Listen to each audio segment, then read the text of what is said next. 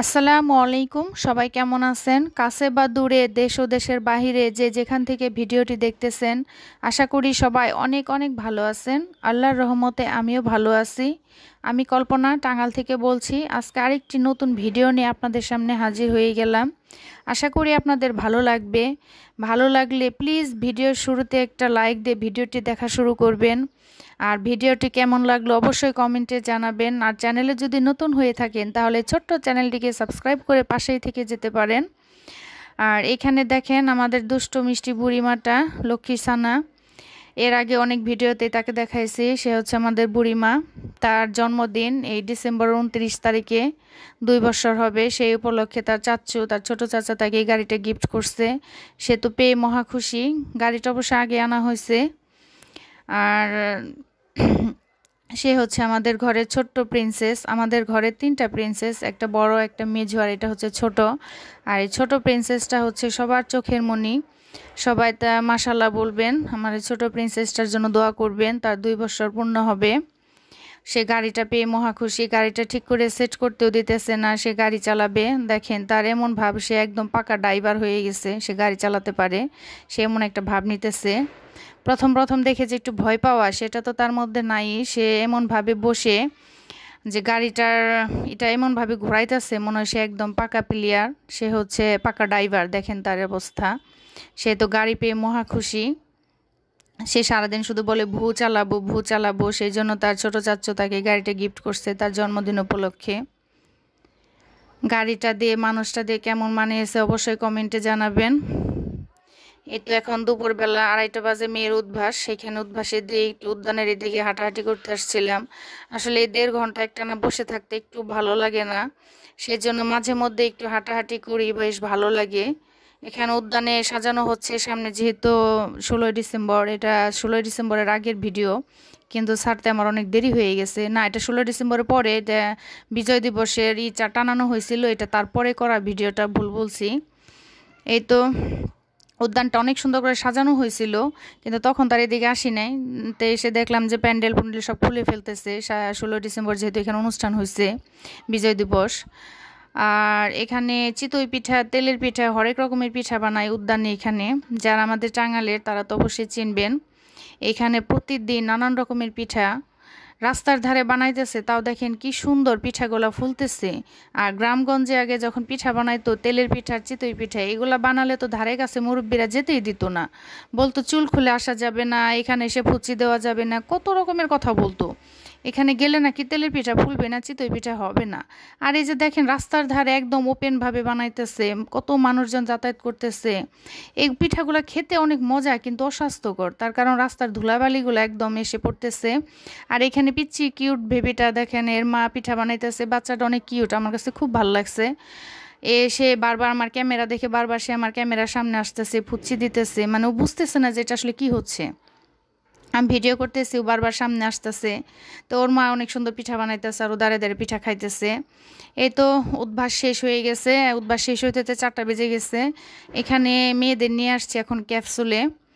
এখানে যে বললাম না, প্রতি সপ্তাহে দেখা যায় 2বার 3বার করে আসা হয়। ইদারিং তো ক্যাপসুলে স্ট্রিট ফুডের অভাব নেই। এর আগে কয়েকটা ভিডিওতে বলছি।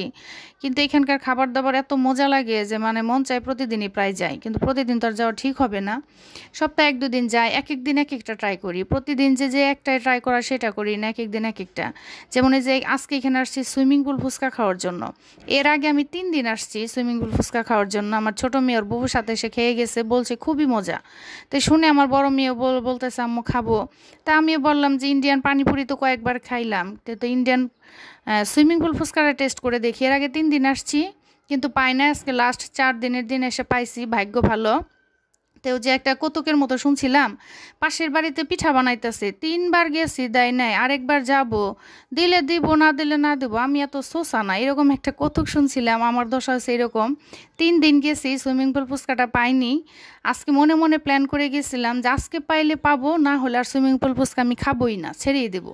কিন্তু ভাগ্য ভালো, আজকে পাইছি। দোকানদারকে বলাতে সে বললো যে আপনাকে একটু স্পেশাল করে দিতেছি, আপনি যেহেতু 3 দিন এসে ঘুরে গেছেন। তো বেশ ভালোই লাগছে। ওই রকম আহামরি কোনো কিছু না, যে না ভিন্ন রকম কোনো কিছু তা না। তবে এদের টকটার মধ্যে একটু ভিন্নতা আছে। টকটা খুব মজা। আর ফুচকাগুলো একদম কিউট, ছোট ছোট। যাই হোক, ফার্স্ট টাইম খাইছি, বেশ ভালোই লাগছে। 3 দিন এসে ঘুরে যেয়ে 4র্থ দিন এসে পেলাম, ভাগ্য ভালো। আর খাওয়ার শেষে এখন খাবে দোসা। এখানে এক একটা এক এক রকম দাম। দোসা মানে ঘি dosa, butter dosa, drug dosa, drug মানে হাঁসের মাংস দিয়ে, চিকেন দোসা, মাটন দোসা, এক একটা এক এক রকম। তো এখানে আমাদের চিকেন মশলাটা নিছি, চিকেন দোসাটা। এটা হচ্ছে আচারি চিকেন, এত টেস্ট লাগছে মানে কি বলবো, অসম্ভব টেস্ট। তো আমার ছোটো মেয়ে বলতেছে সে মাটন দোসা খাবে, তো ভাবছি আরেকদিন নিয়ে যাব।